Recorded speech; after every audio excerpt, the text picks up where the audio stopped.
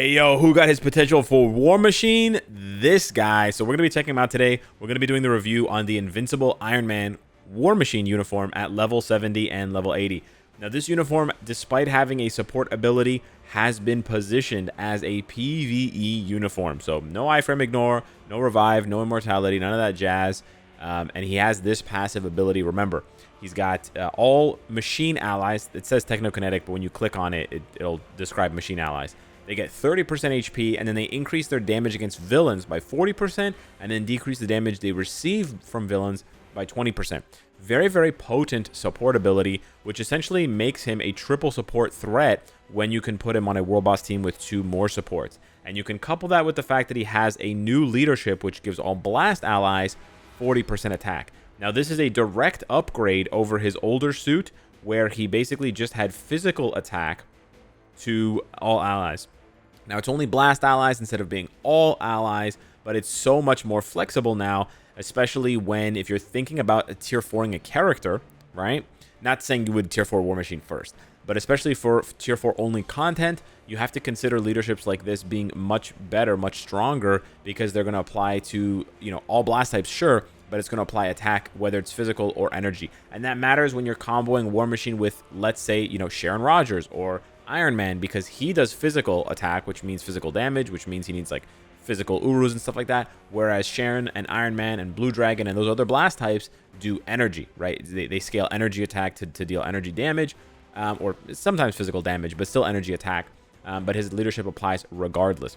Now, his new skill rotation is super duper easy. This is one of the biggest glow ups ever.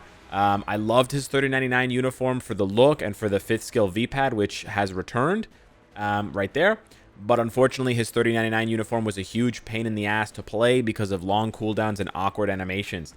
They completely got rid of that. So you can do 345 cancel, or you can do 354 cancel, or sorry, 435 cancel. So you can do 435 cancel or 354 cancel, and that's your combo. And it's going to give you a juicy 137 hit combo. That's a 5-piece chicken meal with the biscuit and a drink. This is insane. 345 combo, same deal as 435. Some people just report that it's a little bit easier to do in terms of not having it interrupted, because you have to do it really fast. If you hesitate a little bit, if you try to delay, cancel, or whatever, your proc is going to activate on the 3 or on the 4 instead of the 5, and then you lose that damage. Other thing that you want to note here that you're going to see me doing in-game when we're playing with him, his 6th skill, his tier 3, has a very long animation. So once he gets through the first part of the animation and he starts shooting, you need to cancel that into the 2nd skill. You cancel it into the 2nd skill because the 2nd skill has a very long range, so it'll allow you to jump in and close the gap. Because otherwise, if you're in 6 and you're trying to press 3 or 4, you're going to be, look at this, I'm too far away to press 3, I'm too far away to press 4, nothing's happening. And now now with those explosions at the end of 6, you've triggered your next proc, and he's no longer proc friendly. And you're like, what's going on? I can't play War Machine. I'm so bad. So the 2nd skill, keep in mind, has a very large range, which makes it very good. And then it's also a gap closer because it puts you right next to the boss, which is also very good because then it allows you to go back into your 3-4-5 combo right away. So that's essentially how you play him. But because of all of these things that I've explained, he's extremely proc friendly. So we're going to be trying him out with an energy. He could also use a Mighty Destruction if you wanted to go that way. I guess you could give him a Rage. He does not have, I believe he doesn't have any guaranteed crit rate. So you would have to deal with that. He does have Chain Hit. Oh, he does have guaranteed crit. So you could use a Rage with him. He does have guaranteed crit and crit damage and Chain Hit. But yeah, I like the energy because he's proc friendly, and Mighty Destruction again would be really good. Judgment is completely off the table, and then all the other hybrid PvP CTPs are completely off the table as well. So let's go ahead and hit it up at 70 and then see his glow up to 80. All right, so I think it was Human Torch who could almost do this stage at level 70 before he was even 80 or tier 4. So we're going to put War Machine through basically the same test here. I want to showcase what he can do damage-wise, which seems pretty good, and also showcase that 2nd skill canceling, which I talked about, which is pretty important to kind of making the most of your damage with War Machine. And, hey, check that out. With the V-pad on the 5, I was able to dodge that really annoying hit from Gore that does a ton of damage. Now, I'm not going to lie to you. You do have to be fast. Like, if you are a player who is slow at canceling your skills, you might not like War Machine. You gotta be really fast, unless you have a rage, obviously. And I'm actually kind of tempted now to test with a rage. I think we'll test with a rage once we get to 80. I think before 80, energy is going to be a lot better, and then rage is gonna maybe catch up later on when we have more stats and we have that sort of level bump, level advantage over a lot of bosses. But we're gonna pop the tier 3 here. I don't know how much juice we really need to get through, to chew through some of these enemies. I kind of wish I could pop the 5th skill and... Yo! Oh, almost, right? I'm trying to target like 2 enemies at once. Oh, this guy's got a little bit more juice, so we're just gonna co-op his ass. Very nice. Then we're gonna pop the tier 3. Fantastic. Looking good. Cancel that with the 2. And then, yeah, the only other thing that you'll notice is you do need to wait on the 5. The 5 has a longer cooldown, slightly longer cooldown than 4 and 3. If you queue up your rotation too early, you won't be able to press 5, and then 4 and 3 will go off, and then you will, unfortunately, proc early, right? So you don't want to do that. So just be patient with the 5, and, yeah, execute that on time. So 2 minutes in, and we're in the next phase. I think he can actually do this stage at tier 370 with a regular energy. That's crazy. This is stage 25 of Kang. This is the other test I wanted to do because, reminder, War Machine gets the full range of buffs from White Fox. Yeah, he has the leadership ability. So you get a pretty nice investment if you have, especially her seasonal uniform, which is really good. You see me canceling the tier 3 into the 2nd skill so I can set up the next rotation. And just keep in mind that also War Machine, or sorry, Kang, unlike Gore and Jean, he doesn't really dash around much aside from this dash he's about to do here. And so you can really fully saturate the damage on the tier 3 before having to cancel right at the end. You do still have to cancel or risk proccing too early, like I just did there because I wasn't waiting for the 5th skill.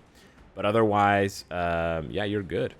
He's also pretty tanky, as you can see, tanking the hits from that Kang skill where he drops down. We just missed the tier 3 proc, which is unfortunate because that does a ton of damage. But that's sort of the price you pay when you're recording the video. God damn it, recording the video instead of focusing on the fight here. I'm just not fast enough today. Just not fast enough today. All right, he's doing all right. I wouldn't say this is the best, but this is also Kang 25 for a tier 370. Personally, I think that War Machine is quite good at 70 for you know, a uniform that he was basically completely useless. So I think he's actually pretty solid. Do I think he's a must-buy uniform? No. But at the same time, I do think that a lot of players should consider this because of the passive buff to other technokinetic allies in case you do play a lot with these other characters. And also his leadership, right? He just provides a lot of flexibility, and he's not a bad character on his own. But what I really want to see is that bump to 80. And I want to see just how much stronger it makes him. Tony's best friend, Tony Baloney's best friend, James Rhodey, I believe, is now level 80. With the same CTP of energy. It's not even a 200 proc. It's a 180 proc, ladies and gentlemen. Let's dive back in and see how he rips those stages. Now, I believe it was Human Torch who at level 80 one-shot this stage.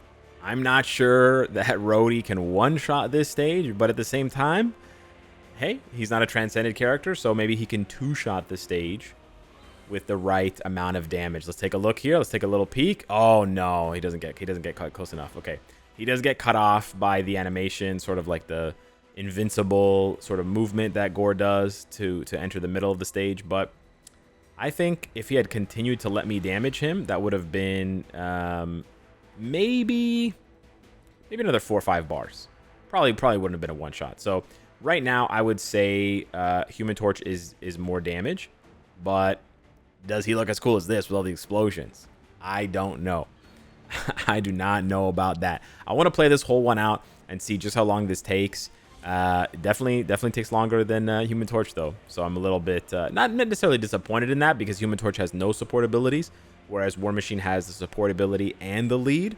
But then again, War Machine doesn't have an ally that gives him immortality. So if you know what I mean. Okay, we missed our proc there, which is disappointing. I think it was a bit of a targeting issue with Gore diving around. Gore is probably one of the most annoying bosses because of all the dashing. but it's really important to see the damage because he does hit you a lot with undodgeable purple attacks, and so you want to see how tanky characters can be on that. That damage wasn't great, but we do have Pierce Reduction to explain why. That was a really bad proc. I'm not going to lie to you. I shouldn't have. I started too early, basically. But we should finish him here. And that's just about 100 seconds. That's just over 100 seconds on stage 60. That's not bad. This Kang stage 25 is where I think we're going to see a much bigger upgrade for War Machine. I have been having a bit of difficulty getting these clips for you guys. So as much as I know he's proc friendly, I have to downgrade his proc friendliness a little bit from like a 10 out of 10 situation because of the fact that you have to be so fast. You genuinely have to be so fast canceling. Otherwise, you will accidentally hit the proc on the wrong skill, and that's very, very frustrating. Additionally, you have to also keep in mind that that second skill to use. There we were too late. Yeah, I started just a fraction of a second early, and then we proc the next one. That's so disappointing. Yeah, this is a lot faster, but I'm definitely starting to get frustrated with him and his proc friendliness. I would say he's more like even like a 7 or an 8 out of 10 on proc friendliness. I might be a little bit negative biased right now, and I might be kind of tweaking, but between having to cancel the tier 3 early and having to be so fast, like, man, I'm not that old. I'm not that bad at games, but even I'm having trouble canceling fast enough. If you're not playing on a PC where you can just tap your finger, like tap the keys really fast, it's actually really annoying. Again, don't take this to say that he's not proc friendly. I'm not saying he's not proc friendly. I'm just saying that he definitely could be more proc friendly. Like I think they could have delayed the hits a little bit more, and basically it's just he's not that easy to play. Like if Sharon is a 10 out of 10 for proc friendliness, you have to like be asleep to miss your proc with Sharon. I think War Machine's more like a 7 or an 8. So we're gonna try now with I know it's a Mighty Rage, but we're gonna try with a Mighty Rage here. This is the lowest in Rage proc. I'm just curious. All right, we're gonna fix this here. I'm not gonna lie to you guys. I'm having a bit of a day with War Machine. It's this is a lot worse damage. I have no idea why. That's super duper weird. But for whatever reason, the damage is just a lot worse. I couldn't tell you why that first rotation was so much worse, but it was.